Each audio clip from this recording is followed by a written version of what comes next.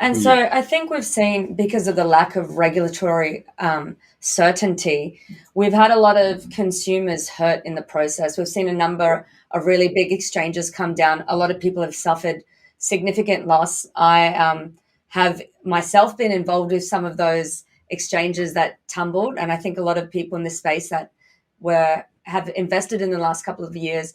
In terms of bringing that certainty and the regulations with exchanges, that can only really be seen as a positive thing. So, in terms of a timeline, what kind of timeline are we looking for consumers to be able to get the protection that we seek to bring some legitimacy into this space?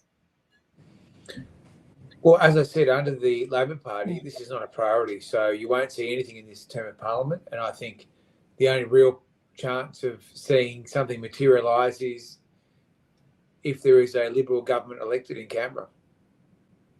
Yep.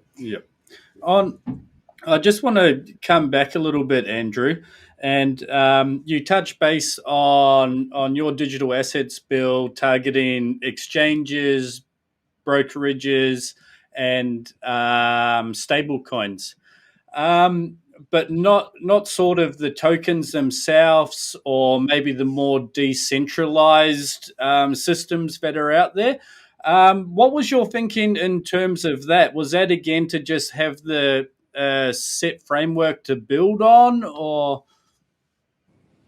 Well, I guess it was working on the basis that there is a system in Australia which exists around the regulation of investment products, and this would be a similar approach you would deploy here. The other point here is that the bill also regulates CBDCs by requiring the foreign CBDCs to report in Australia to our regulators about the use of CBDCs. I guess one of the issues we are going to face potentially in our own region in the Pacific is the threat of or the risk of a foreign CBDC taking hold in our backyard. Mm-hmm. Now, because everyone's got a mobile phone these days, regardless of where you live, you could very easily see tokenized initiatives on a mobile phone replace the existing currencies of the Pacific, and that could have all sorts of geopolitical and economic implications for Australia. So I guess my view was the least we can do here is to make sure that we have a handle on any CBDC use in our own jurisdiction by requiring reporting.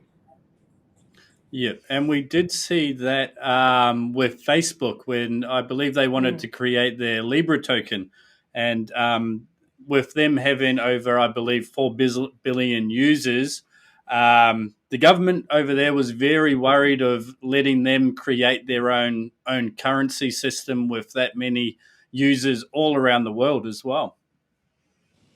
Yeah, well, go on. Sorry. Did you want to say something about that, sir?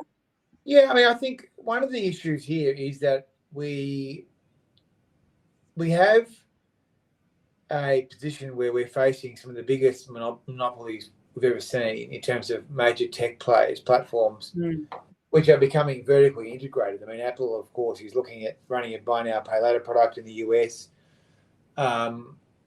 And that could be, if you have organizations which are providing hardware and software like mobile phones and operating systems, and then that's parlayed into a social networking application which parlays into a currency, that is going to concentrate a level of understanding and control over humans that we haven't seen from any monopolists in the past. So I think what it means is we as Australians need to be alive to some of these risks.